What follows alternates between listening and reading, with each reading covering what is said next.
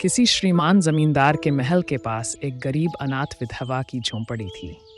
जमींदार साहब को अपने महल का अहाता उस झोंपड़ी तक बढ़ाने की इच्छा हुई। विधवा से बहुतेरा कहा कि अपनी झोंपड़ी हटा ले, पर वह तो कई जमाने से वहीं बसी थी। उसका प्रिय पति और इकलौता पुत्र भी उसी झोंपड़ी में मर गया था। पतोहू भी एक 5 वर्ष की कन्या को छोड़कर चल बसी थी।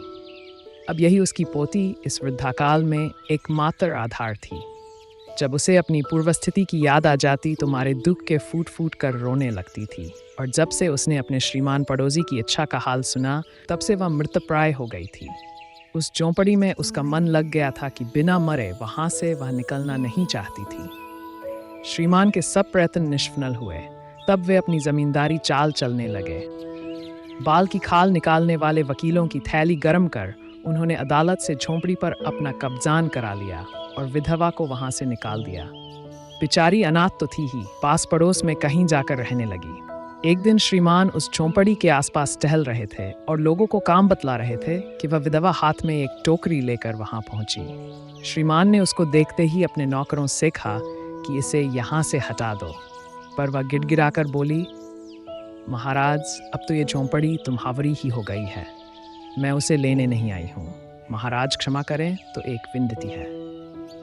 जमींदार साहब के सिर हिलाने पर उसने कहा, जब से ये झोंपड़ी छूटी है तब से मेरी पोती ने खाना पीना छोड़ दिया है। मैंने बहुत कुछ समझाया पर वह एक नहीं मानती।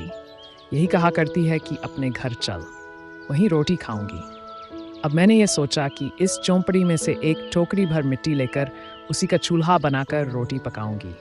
इससे भरोसा है कि वह रोटी खाने लगेगी। महाराज कृपा करके आज्ञा दीजिए तो इस टोकरी में मिट्टी ले आऊं। श्रीमान ने आज्ञा दे दी। विधवा झोंपड़ी के भीतर गई। वहां जाते ही उसे पुरानी बातों का स्मरण हुआ और उसकी आंखों से आंसू की धारा बहने लगी। अपने आंतरिक दुख को किसी तरह संभाल कर उसने अपनी टोकरी मिट्टी से भर ली और हाथ से उठाकर बाहर ले आई। फिर हाथ जोड़कर श्रीमान से प्रार्थना करने लगी, महाराज कृपा करके इस टोकरी को जरा हाथ लगाए, जिससे कि मैं उसे अपने सिर पर धर लूं। जमींदार साहब पहले तो बहुत नाराज हुए, पर जब वह बार बार हाथ जोड़ने लगी और पैरों पर गिरने लगी तो उनके मन में कुछ दया आ गई।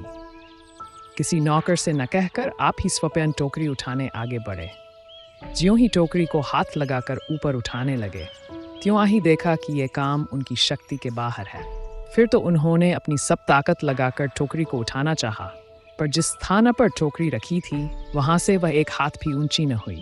वह लज्जित होकर कहने लगे, नहीं, ये टोकरी हमसे न उठाई जाएगी। यह सुनकर विधवा ने कहा, महाराज नाराज न हो, आपसे एक टोकरी भर मिट्टी नहीं उठाई जाती, और इस झोंपड़ी में तो हजारों टोकरियां मिट्टी पड़ी है। उसका भार आप जन्मस भर क्यों औकर उठा सकेंगे? आप ही इस बात पर विचार कीजिए। जमींदार साहब धन मद से गर्वित हो अपना कर्तव्य भूल गए थे, पर विधवा के उपयुक्त वचन सुनते ही उनकी आंखें खुल गईं। कृतकर्म का पश्चाताप कर उन्होंने विधवा से क्षमा मांगी और उसकी झोंपड़ी वापस दे दी।